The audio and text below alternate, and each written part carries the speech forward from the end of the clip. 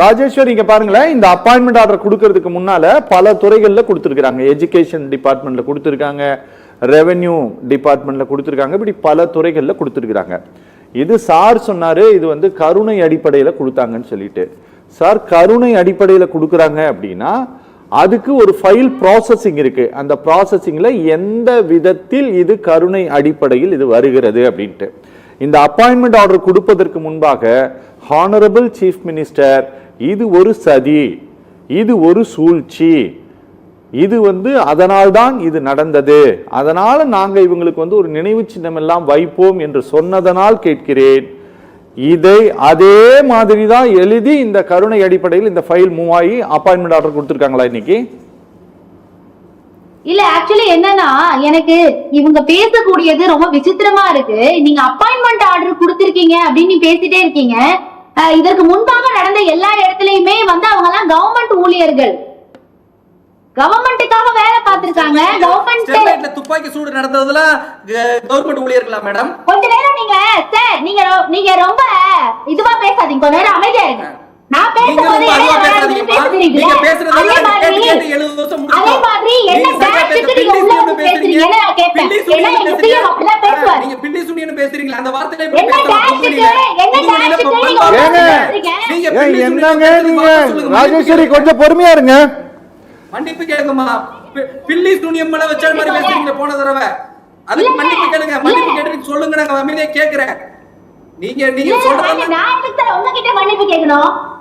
இல்ல இத பாருங்க, ஆட்சி கடையில சிஎம் எல்லாம் ஏமா நீங்க பேசுங்கம்மா. ராஜேஸ்வரி நீங்க பேசிட்டு இருக்கீங்க. நீங்க பேசும்போது நான் வந்து அமைதியா இருந்தேன். நான் பேசும்போது நீங்க கொஞ்சம் அமைதியா இருங்க. எந்த டேஷுக்காகவே உள்ள வர, ஏன்னா எங்க சிஎம் சார் அப்படிதான் எங்களுக்கு பேச கத்து கொடுத்திருக்காரு. அதனால நாங்க அப்படிதான் பேசுவோம். ஃபர்ஸ்ட் விஷயம், இது கவர்மெண்ட் ஜாப் கிடையாது. கவர்மெண்ட் வேலையில இருந்து ஒருத்தவங்க மரணம் அடைஞ்சாங்க, இல்ல அவங்களுக்கு ஏதாவது ஆபத்து வந்துச்சுன்னா கொடுக்கலாம். மேலும் இது ஒரு நிகழ்வாக இருந்தாலுமே கூட கவர்மெண்ட்ல இருந்து 10 லட்சம் ரூபாய் கொடுக்கப்பட்டிருக்கிறது. தாவேகா சார்பாக, கட்சியின் சார்பாக 20 லட்சம் ரூபாய் கொடுக்கப்பட்டிருக்கிறது. ஆக 10 லட்சம் 20 லட்சம் என ஒரு குடும்பத்திற்கு 30 லட்சம் ரூபாய் கொடுக்கப்பட்டிருக்கிறது.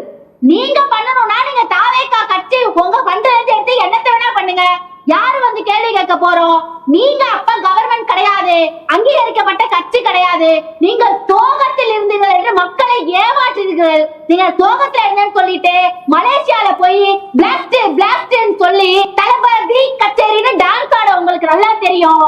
உங்களுடைய சோக புலம்பல்கள் எல்லாம் இப்படிதான் சோகப்படுவாங்களோ?